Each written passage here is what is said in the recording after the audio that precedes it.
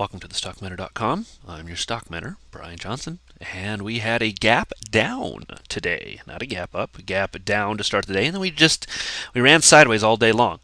The Fed came out, released some meeting minutes, and did nothing to the markets. Saw a little bit of movement back and forth, but really we went nowhere into the end of the day, and it's very evident by the chart in front of you. We just nowhere to go as the markets continue to wander one way and another. Coming into the holiday season, I would obviously be more neutral to bullish on this season, but we're not seeing it. I was kind of thinking we might have something today that would give us that bullish outlook, and it never came.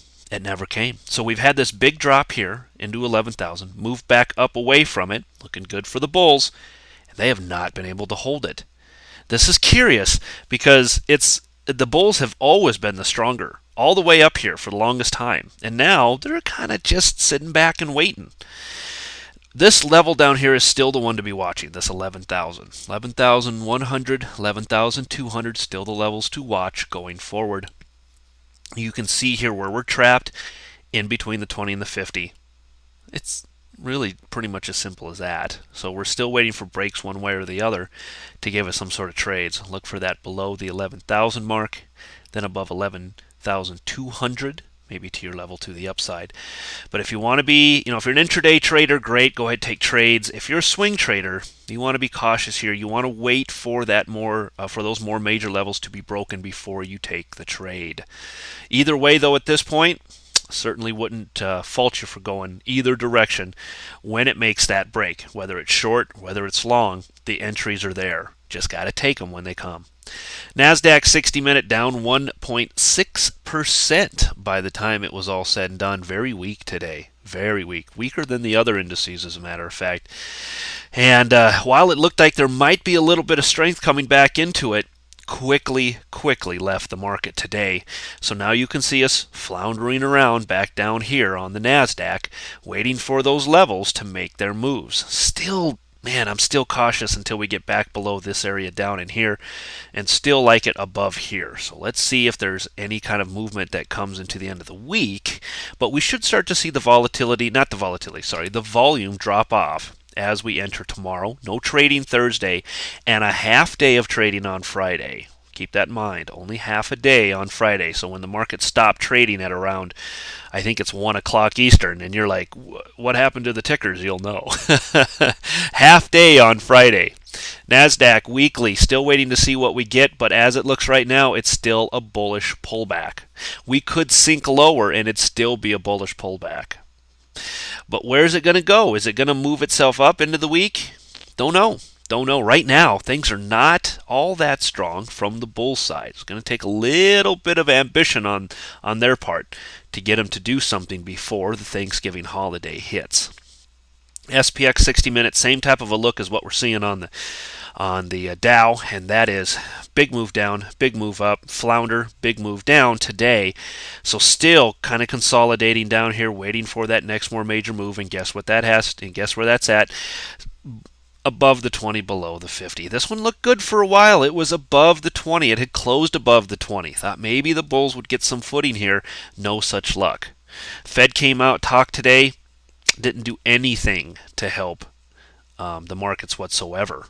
So now we sit and wait. I don't think the Fed said anything today that necessarily brightened the mood for the markets. So they're going to digest overnight, maybe even the rest of the week. We might see a little bit of sideways motion for the most part into the end of the week as they kind of figure out what they want to do with the Fed notes. Here we have the SPX on a weekly as well, and we are now back below the 200-week moving average. Not surprising to me. Once again, it doesn't matter where we go, it matters where we close. Let's see if that's where it finishes on Friday. VIX on a daily now right back up. You can see the volatility. There is volatility down here. Overall, it's not panic volatility, but there is volatility. We can see it in the VIX. Up a few days, down a few days, back up a few days. Markets are absolutely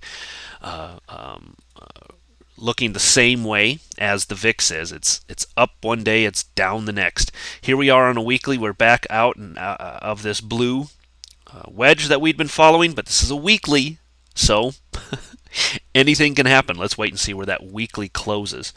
As for let's see. As for Apple, same kind of movement today. It really didn't go anywhere. It was down about $4 or $5. Most of it was kind of on the gap to start the day after a hard push. Look at this big push up, break above 310. Beautiful trade yesterday, and it gave it all back today as it opened. It bounced kind of back up into 312, but then it pushed itself back below that 310 area, holding where kind of in between the 20 and the 50 on a 60-minute chart. If we look at the daily, you can see now we're right back below that 20-day moving average. It got one good push, and now it's just kind of waiting for the markets to make up their mind.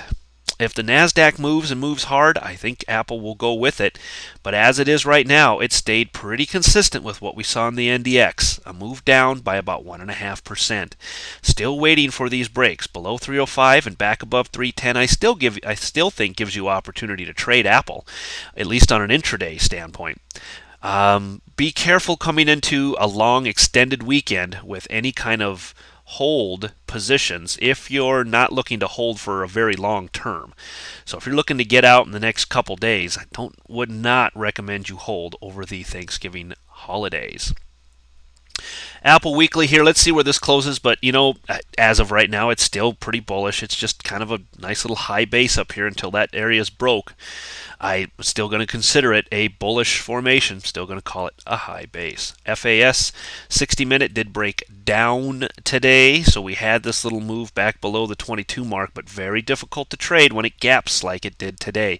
To be very cautious on those type of moves. Same thing happened here in FAZ where it gapped up, so we got moves above 1250. Probably opportunity in here to trade a little bit, but look at the chop that we had to sit through most of the day until we got some semblance of a break towards the last few hours. But overall, this isn't really all that tradable. I know personally I wouldn't be looking to probably trade that. That's just not something I'm interested in at this point. And until the banks figure out which way they're going to head, we have to now give some credit to the bears on this side. Look, this is the FAZ, which is a financial bear, and it has broken out and above this blue line. Bulls are looking for a retest of this area and or a break back down and below this area to kind of help hold up the banks if they can manage. But any more weakness in the banks, any more problems with Ireland or whatever else it might be, I'd look for this thing to break up and over this area here at 1275. Then again, maybe $13 I would say is your next entry on the long side on FAZ. So overall, guys, we're still waiting. It's still trapped between the same two moving averages we've been following now for about a week, the 20 and the 50. We've had hard moves down into one and hard moves back up into the other. And now here we are again, sitting on top of it. That's your area. I think it's pretty clear from my standpoint exactly what I'm looking for and what I'm looking to take for entries coming into tomorrow's trading. I'll be hard pressed to hold too many things over tomorrow night's trading because we're not open Thursday, and you just don't know what can happen during those days that are off. So I'd caution you against holding any positions tomorrow night and then again over the weekend, as Friday is a half day. See you again tomorrow night.